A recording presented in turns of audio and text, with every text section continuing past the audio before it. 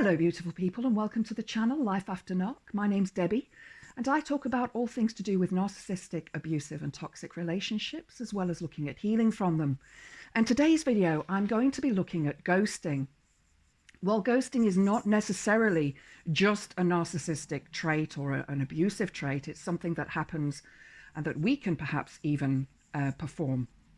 But I think it's something that's quite important in this day and age where ghosting seems to be happening more and more.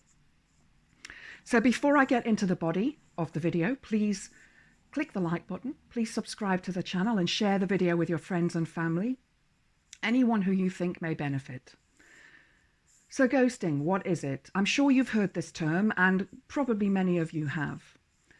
This is when you have been communicating with somebody via social media, perhaps on Messenger or on email, perhaps on text message, on WhatsApp, whatever way you've been communicating with this person. And it seems like you're getting along. Perhaps you're thinking, oh, I can have a relationship with this person. They seem really interested and they're interesting. And all of a sudden, for no reason whatsoever, they stop messaging you. No explanation, no reason why, they just stop messaging you. Perhaps you've sent them a message. You know, I must admit here that women do tend to say more words than men. If I remember correctly, it's something like 10,000 words that a woman will speak in a day and 3,000 words that a man will speak in a day. This, of course, could differ now. I don't know. But women do speak more than men. So when women communicate via SMS, text message, WhatsApp, etc., their messages tend to be longer and a little bit more in depth. But all of a sudden you sent a message, the previous messages seemed really encouraging and you thought, wow, I'm going to meet this person. Then all of a sudden, that's it, it stopped. You don't hear from them. But then maybe a few days later, they message you again. Okay, maybe something happened to that person. Maybe they had a personal problem that they had to deal with, or whatever you think could have happened. Perhaps you even ask them and they come up with some story as to why. Oh, I lost your number. Oh, my phone, I flushed it down the toilet. Oh, I dropped it in a pot of boiling water. Whatever excuse they have, I can tell you now, it's just an excuse. It's just all BS. The narcissistic person only thinks of themselves. That's it. They don't think about you. They don't think about how you feel about them not messaging you. They have left you hanging. Now, for some of them, it could be deliberate. It could be so that they're waiting for you to contact them back and say, ah, this person's interested in me.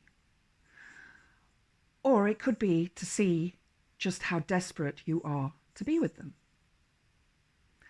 Why should we be desperate? Why?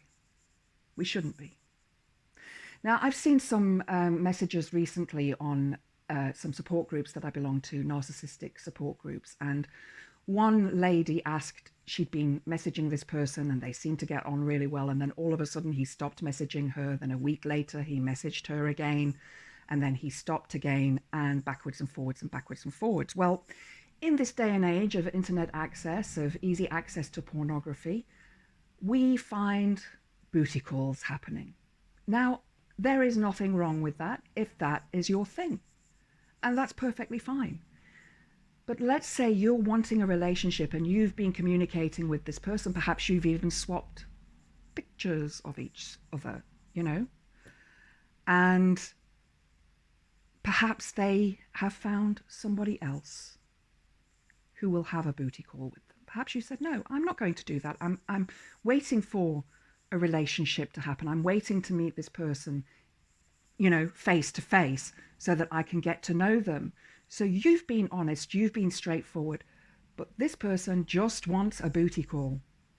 They can get it anywhere these days, guys, anywhere. Women can, men can. It goes for both sexes. But if that's not what you want, if you're looking for a serious relationship and somebody starts to ghost you, why waste your time any further? Delete that person, block them. Don't even try and contact them again. It's just not worth your own dignity. It really isn't. Whatever they have gone through, whatever they have decided, whatever reason they're not contacting you, it's not worth chasing them. It really isn't. I remember a few years ago being contacted by somebody and thinking, oh, wow, this is great. I'm going to meet this person and have a relationship with them. And then all of a sudden they stopped contacting me. Later on, I found out that they were seeing somebody else. They were talking to several people all at the same time. You know, perhaps they are on dating websites, and there are so many of them out there. And again, I'm not saying that they're wrong, but I've never met anybody through a dating site that I've wanted to see or be with. And most of it is superficial. So beware of being ghosted by a person, and try not to chase them. Try not to chase after them and go, oh, but why aren't you messaging me anymore? Because you probably not get an answer. And then, like I say, a few days later, you'll get an answer and it's not what you expected to hear. Be strong. Put yourself in high regard and high esteem. You deserve the best and you deserve to be treated the best. So don't let somebody ghost you.